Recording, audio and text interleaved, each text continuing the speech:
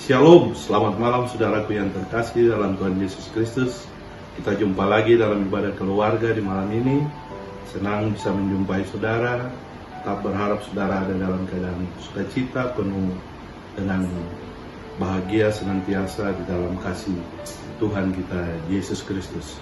Malam ini kita akan membaca dan merenungkan firman Tuhan yang terambil dari surat Paulus kepada jemaat di Korintus, 1 Korintus pasal 7 ayat 10 sampai ayat yang ke-11. Tetapi mendahulunya mari kita satu di dalam doa. Kita berdoa. Bapa dalam surga, kami mengucap syukur kepadamu. Di saat ini kami bertemu lagi di dalam ibadah keluarga Jemaat GPIB Kelapa Gading. Kami rindu untuk mendengar firman-Mu yang memberikan kepada kami kekuatan, memberikan kepada kami hikmat dan memberkati setiap kami untuk terus berjalan pada jalan kebenaran dan kehidupan sebagaimana yang Engkau kehendaki. Tuntun kami dengan firman-Mu, bukalah cakrawala kami, berpikir kami untuk memahami firman Tuhan di malam ini, menjadi panduan dalam hidup kami ke depan. Dalam nama Tuhan Yesus kami berdoa. Amin. 1 Korintus pasal 7 ayat 10 sampai ayat 11. Beginilah firman Tuhan. Kepada orang-orang yang telah kawin, bukan aku, tetapi Tuhan perintahkan supaya seorang istri tidak boleh menceraikan suaminya.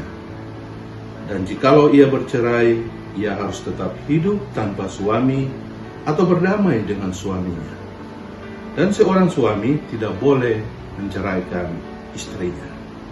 Demikianlah firman Tuhan. Yang berbahagia adalah kita semua yang mendengarkan firman Tuhan, memeliharanya dengan cara melakukannya dalam hidup beriman setiap hari.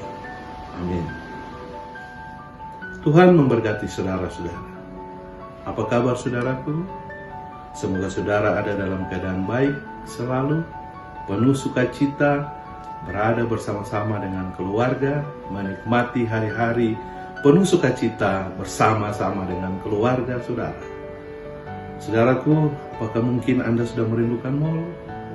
Apakah mungkin Anda sudah merindukan kafe? Atau sudah merindukan tempat-tempat rekreasi yang lain? Untuk sementara waktu kita semua diminta untuk tetap tinggal di rumah, tetap berjaga-jaga, jaga jarak, cuci tangan, dan seterusnya, untuk memutus mata rantai penyebaran virus. Saya lihat di sosial media, di berbagai media-media online, banyak orang sudah mulai tidak betah tinggal di rumah. Padahal selama ini kita berbicara tentang rumah, dan bukan sekedar house. Rumah adalah tempat di mana kita bisa bercanda gurau. Rumah adalah tempat di mana kita membangun harmonisasi, keharmonisan kehidupan keluarga orang-orang percaya.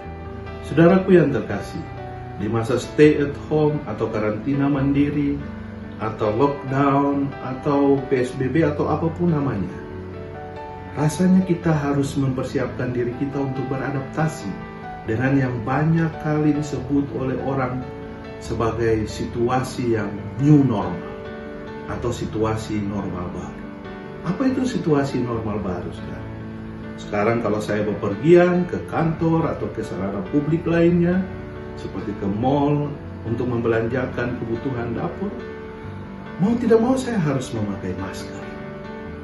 Saya khawatir jika saya berjumpa dengan salah satu dari Anda di mall dan saya tidak mengenal Anda, mohon maaf, jangan pernah Anda berpikir bahwa pendeta itu sudah mulai sombong dan tidak mulai peduli dengan saya.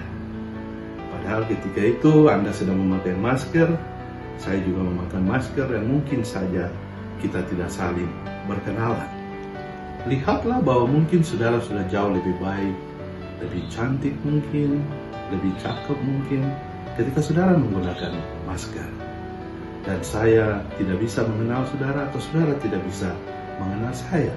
Itulah situasi normal baru yang mau tidak mau kita harus bisa untuk beradaptasi dengan lingkungan yang baru seperti itu.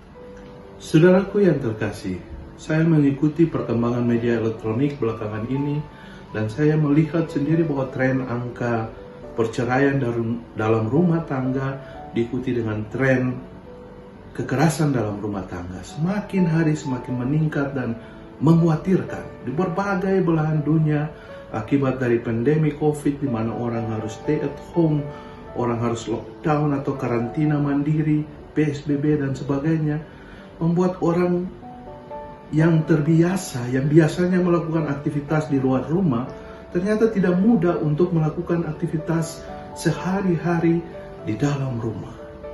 Padahal rumah adalah tempat di mana kita bisa bersenda gurau bersama keluarga, membangun harmonitas hidup suami, istri, dan anak-anak. Tapi ternyata hari-hari ini kita menyaksikan bahwa rumah justru menjadi ancaman.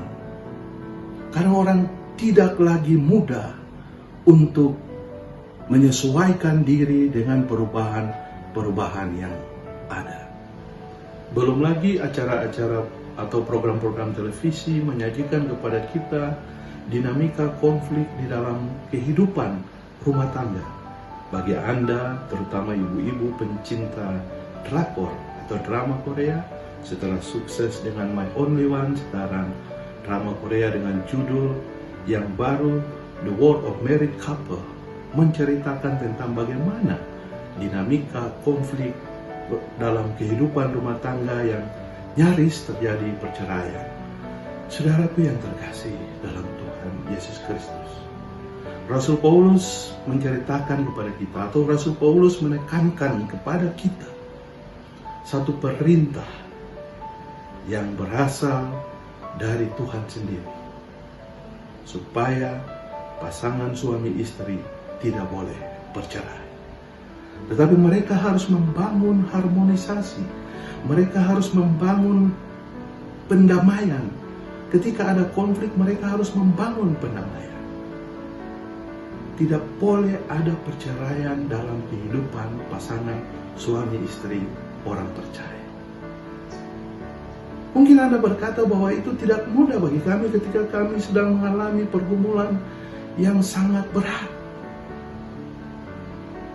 Pergumulan yang tidak bisa diceritakan kepada orang lain barangkali. Tapi saudaraku yang Tuhan Yesus kasihi, ini adalah perintah. Rasul Paulus menasihati jemaat di Korintus ketika mereka berada dalam situasi yang mungkin juga sama seperti yang Anda rasakan sekarang ini. Anda bingung ketika Anda hubungan atau interaksi, relasi antara suami dan istri mulai kacau. Rasul Paulus menasihatkan kepada kita bahwa ini bukan dari dia, bukan dari Paulus, tapi ini adalah perintah Tuhan. Hubungan antara suami istri itu digambarkan di dalam Alkitab seperti Yesus dengan gereja atau Yesus dengan umat. Jadi hubungan itu adalah hubungan yang kudus, yang suci, yang harus dijaga, tidak boleh dirusak oleh siapa. Karena itu saudara-saudaraku yang berbahagia dalam kasih Tuhan Yesus, saya kira ketika Anda sedang mengalami pergumulan hidup yang seperti itu, hubungan antara suami istri yang tidak lagi baik, tidak lagi harmonis hari-hari ini, saya mengajak Anda untuk mengetahui satu hal. Mari sama-sama suami istri terus berdoa. Pandang hanya kepada Tuhan.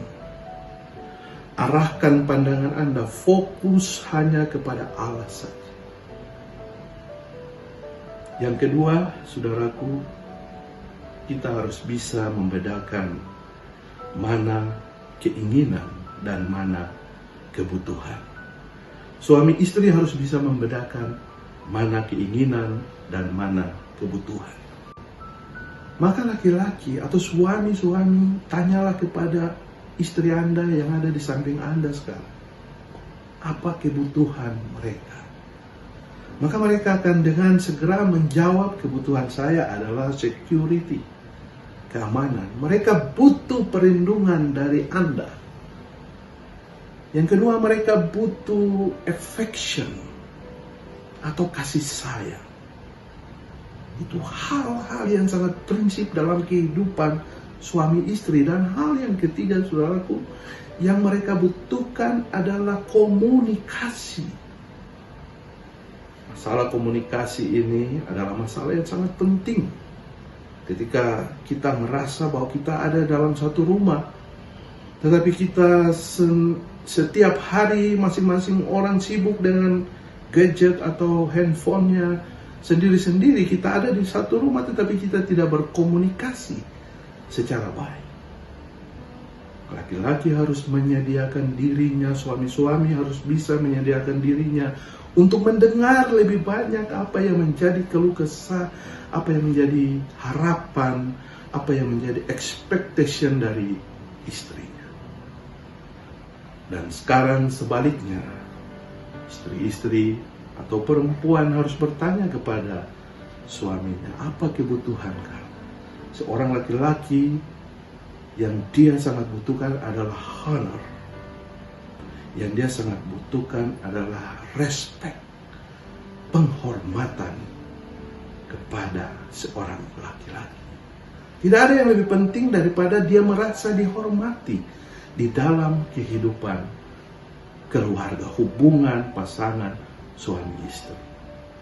Yang kedua adalah dia butuh support, dan tentunya dia butuh seks. Saya berbicara kepada orang yang sudah menikah. Khotbah ini ditujukan kepada orang-orang pasangan suami istri yang sudah menikah tentunya. Itulah yang menjadi kebutuhan pasangan suami istri. Dan ketika kebutuhan-kebutuhan ini tidak terpenuhi dengan baik, maka kita segera akan melihat konflik antara suami dan istri semakin hari semakin memuncak. Dan konflik itu jika tidak di-maintain dengan baik, jika tidak diatur secara baik, maka dia akan berujung kepada kerusakan-kerusakan yang lain sampai kepada perceraian. Saudaraku yang terkasih dalam Tuhan Yesus Kristus, karena itu di tengah situasi seperti sekarang ini kita diminta untuk tetap fokus hanya kepada Allah. Apapun masalah Anda, berikanlah yang terbaik bagi istri Anda.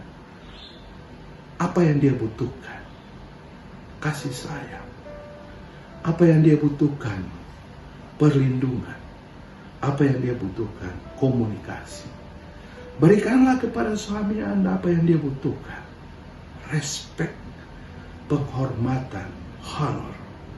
Berikanlah kepada dia apa yang dia butuhkan, support dalam segala hal, dalam setiap pekerjaan yang dia lakukan, dalam setiap aktivitas yang dia lakukan. Maka kehidupan suami istri akan terus dibangun di dalam doa, di dalam kasih, di dalam pendamaian bersama-sama dengan Kristus.